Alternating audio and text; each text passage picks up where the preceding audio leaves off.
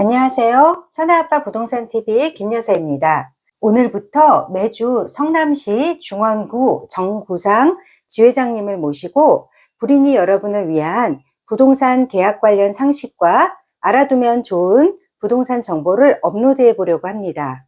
오늘은 첫 번째 시간으로 부동산 계약서 작성법과 계약서 작성 시 유의사항, 계약서 작성 시 특약사항이 왜 중요한지 알아보도록 하겠습니다. 요즘 전세 사기가 날로 지능화되고 전세 사기 일당 때문에 선량한 공인중개사까지 싸잡아 피해를 보고 있는데 전세 사기를 당하지 않기 위한 꿀팁을 공개하오니 많은 시청 부탁드립니다. 안녕하세요, 지회장님. 안녕하세요. 네, 우선 지회장님 간단한 소개를 좀 부탁드려 볼게요. 저는 성남시 중원구 지회장이고요. 은행동 부산 아파트 앞에서 내내 부동산을 운영하고 있습니다.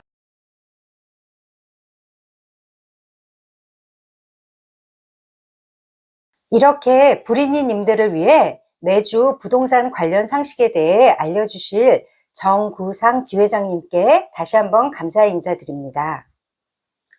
지회장님, 그럼 불인이들이 전세 월세 계약서 작성 시 사기를 당하지 않으려면 어떻게 해야 될까요? 불인이님들이 처음으로 계약서를 작성하게 될 때 가장 먼저 접하게 되는 게 등기부 등본인데 아마도 처음에는 등기부 등본을 어떻게 확인해야 되는지 도무지 감을 잡을 수가 없을 텐데요. 일단 등기부 등본이 무엇이고 어떻게 확인해야 되는지 설명 좀 부탁드리겠습니다.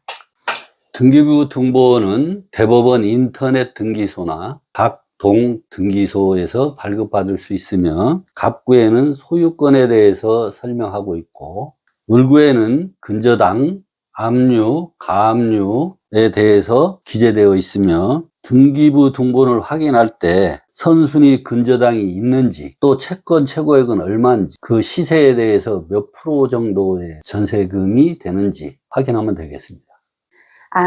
이 영상을 보시는 분들은 이제 등기부 등본이 무엇이며 어떻게 확인해야 하는지 이해가 좀 되시겠네요. 그럼 등기부 등본을 확인하고 나면 그 다음 임대인을 확인하는 방법과 서류에는 어떤 것이 있을까요? 임대인을 확인하는 방법은 주민등록증과 운전면허증으로 할 수 있는데 주민등록증은 정부 24에서 진위 확인을 하시면 되고 운전면허증은 도로교통공단에서 진위 확인을 하시면 되겠습니다. 예, 그렇군요. 그런데요, 사장님, 혹시 대리인이 나오는 경우에는 어떤 서류를 확인해야 될까요? 임대인이 대리로 보낼 때는 임대인의 본인 발급 인감증명서와 위임장을 대리인한테 보내고 현장에서 화상통화를 해서 확인하시면 되겠습니다. 예, 그렇군요. 그런데 요즘에는 임대인이 법인인 경우도 좀 많더라고요. 그런 경우에 임대인이 법인이라면 또 어떤 서류를 확인해야 될까요? 임대인이 법인일 때는 법인 등기부 등본, 법인 인감증명서를 첨부해서 확인하시면 되고 본인 대표가 올 때는 그냥 대표로 계약을 체결하시면 되고 다른 분이 올 때는 거기도 위임장을 가지고 오셔야 됩니다. 그렇군요. 그럼 다음으로 안정적인 전세 가격은 주변 시세의 몇 프로 정도가 안정적인 시세일까요? 주변 시세의 70% 정도가 안정된 가격으로 보고요. 다세대 주택의 안정적인 가격은 공동주택 가격의 126%를 곱하면 되겠습니다. 전세 사기 뉴스를 보니까 어떤 빌라는 매매 가격을 넘는 전세가가 있던데 어떻게 이렇게 계약이 이루어지게 되는 걸까요? 전세 가격은 시세 가격의 70%가 맞는 얘기인데 지금 은행 대출이나 이런 부분이 있어서 한 20% 정도 더 써가지고 대출을 더 많이 받으려고 하는 데에서 문제가 생기고 두 번째는 처음에는 시세의 70%를 보증금으로 하였으나 부동산 경기 하락으로 20%, 30%의 시세 하락으로 인하여 역전세가 발생하는 것 같습니다. 그렇군요. 그런데 사장님, 빌라의 시세를 알고 싶으면 어디서 확인이 가능한 건가요? 빌라의 시세는 KB부동산, 네이버 부동산, 아실, 디스코, 부동산원에서 하는 부동산 가격 알림이를 통해서 확인할 수 있습니다. 아, 그렇군요. 그럼 전세, 월세 계약 시 임대인이 제출하는 서류에는 어떤 게 있나요? 등기부 등본, 건축물 대장, 토지 대장, 국세 지방세 완납 증명서, 확정일자 부여 현황이 있는데 국세 지방세 완납 증명서와 확정일자 부여 현황은 각 동사무에서 발급하고 있습니다. 아, 네, 그렇군요. 그럼 관련 서류를 확인하고 다음으로 계약서를 작성하게 될 텐데, 계약서 작성 시 인터넷을 보면 특약사항 기재가 중요하다고들 하는데, 특약사항은 어떻게 기재해야 하며, 특약사항에 어떤 문구를 넣어야 불인이님들이 안전할까요? 얼구에 근저당 설정이 있는 거하고 없는 거하고의 좀 차이가 있고요. 이 임차인은 잔금일에 전입신고와 확정일자를 하셔야 되고, 근저당이 있을 때는 공인중개사 책임하에 잔금에서 상환 말소까지 하는 특약을 기재하셔야 됩니다. 임차인이 전세자금 대출을 받을 때에는 계약서 작성이 완료되더라도 전세자금이 대출이 안 될 때 그 계약금을 돌려주고 계약을 해지한다는 특약을 작성해야 됩니다. 전세금, 잔금 이길까지 가압류 가처분, 근저당 설정이 있어서는 안 되고, 그 일이 발생했을 때는 계약을 해지하고 전세 보증금을 바로 반환하는 그런 특약을 기재하셔야 됩니다. 그러면 제가 궁금한 게 하나 있는데, 임대인이 그런 특약을 넣었음에도 불구하고 계약금을 돌려주지 않았을 때는 우리 불인님들이 어떻게 해야 그걸 돌려받을 수 있는지. 가장 힘든 거는 전세 보증금이 많았는데 다시 계약을 하면서 새로운 임차인 보증금이 적을 때 그 부분에 대해서 바짝 긴장하셔야 됩니다. 왜 그러냐 하면은 임대인이 그 돌려주는 부분을 꼭 잔금 때 돌려준다고 얘기를 하는데 그거는 힘든 얘기고, 그 돌려줄 때는 계약 후 2주나 중도금 성격의 그 돌려주는 걸로 특약을 기재 작성해야 됩니다. 아, 네, 그렇군요. 그런데 지회장님, 등기부 등본에 근저당이 있는 경우 계약서 작성 시 잔금과 동시 이행으로 근저당권을 상환한다고 말소 등기한다고 명시하고 나서 임대인이 근저당 설정을 말소하지 않게 되면 불인이님들은 어떻게 대처를 해야 될까요? 그거는 임대인을 믿어서는 안 되고, 잔금날 잔금을 가지고 은행에 가서 상환하고 설정 말소를 해야 됩니다. 그걸 누가 하게 되나요? 공인중개사 책임하에 해야 됩니다. 그걸 특약에다 적어놔야 됩니다. 네, 그럼 계약서를 작성하고 임차인은 어떤 방법으로 법적인 대항력을 갖출 수 있을까요? 계약서 작성 후 30일 이내에 임대차 거래 신고를 해야 되고, 그 후에 전입신고, 확정일자, 실거주를 하셔야 됩니다. 가장 확실한 부분은 전세보증금 보험을 가입하는 것이 가장 안전하겠습니다.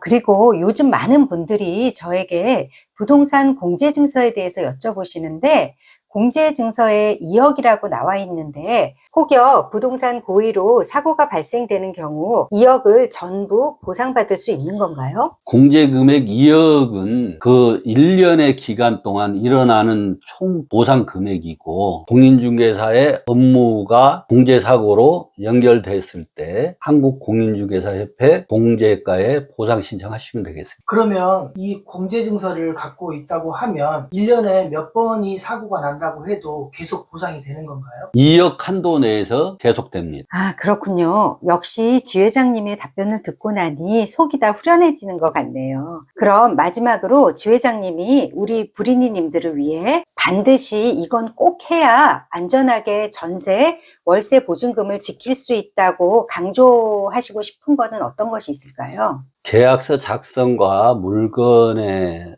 소재를 볼 때는 꼭 공인중개사를 동행해서 물건을 보고 공인중개사의 참여 계약서를 쓰시면은 거기에 대해서 발생하는 것은 2억 한도 내에서 공인중개사가 업무 책임을 지게 되겠습니다. 그렇기 때문에 그냥 직거래를 한다든가 이렇게 하는 것보다 공인중개사를 동행해서 물건을 보고 하는 것이 가장 안전하다고 생각하겠습니다. 그럼 지회장님 계약사항 이건 꼭 넣어야겠다 이렇게 생각하시는 게 있으면 한 가지만 알려주시겠어요? 근저당 설정이 있는 전세 물건은 공인중개사 책임하에 잔금일에 잔금으로 근저당 상환과 말소 후에 잔금을 지불하는 걸로 특이하게 기재해야 됩니다. 아, 네. 말씀 잘 들었습니다. 너무 감사합니다. 정구상 지회장님의 이야기를 듣고 나니 마음이 한결 편해지는 듯 합니다. 우리 불인이님들도 전세 계약 전 꼭 영상 한번 시청해 보시고요. 전세 계약 시 필요 서류 꼭 챙기셔서 전세 사기로부터 내 소중한 전세 월세 보증금을 지켜내시기 바랍니다. 오늘은 전세 계약 시 주의사항에 대해서 알아보았습니다.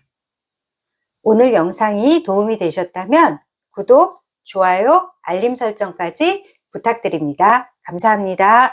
감사합니다.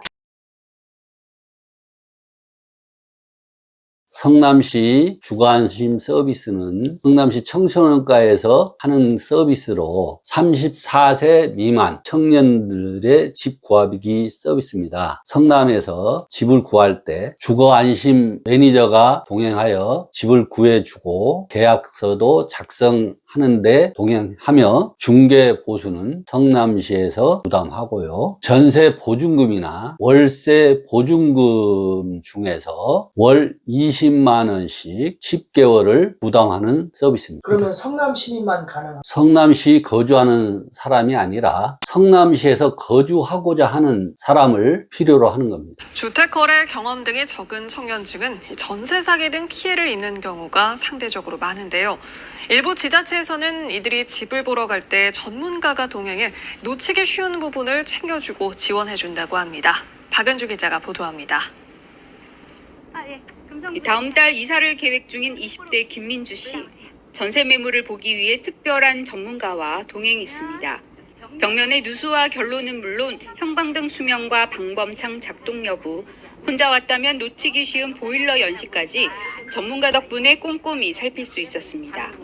보일러가 보통 한 10년 안쪽으로 되면 통상적으로 괜찮은데 그렇지 않고 한 10년 넘거나 이러면 관리비라든가 난방비가 많이 나올 수가 있어요. 공인중개 경력 15년 이상인 주거안심 매니저의 상세한 설명에 경험과 지식이 부족한 사회초년생은 안심이 됩니다. 설명해주지 않았더라면 제가 또 놓치고 갈 수 있는 부분을 또 하나하나 짚어주신 점이 너무 크게 도움이 된 것 같습니다. 경기도에서는 처음으로 성남시에서 시작된 청년 전월세 안심계약 서비스는 상담과 서류 검토, 동행 서비스를 제공합니다. 집이 깨끗한 것보다 서류가 깨끗한지를 먼저 봐달라고 해주시더라고요. 등기부 등본이나 아니면은 세금 제대로 잘 내고 있는지에 대한 서류들. 주민 참여 예산 공모를 통해 청년이 직접 제안한 정책이어서 의미가 더 깊습니다. 이용자가 많아지면은 이제 위촉한 중개자분들도 좀 많이 확대하고 다른 요일도 이제 시행할 수 있다는 것도 한번 검토해보고. 성남시는 올 연말까지 운영한 결과를 토대로 내년에도 사업을 이어갈 방침입니다. KBS 뉴스 박은주입니다.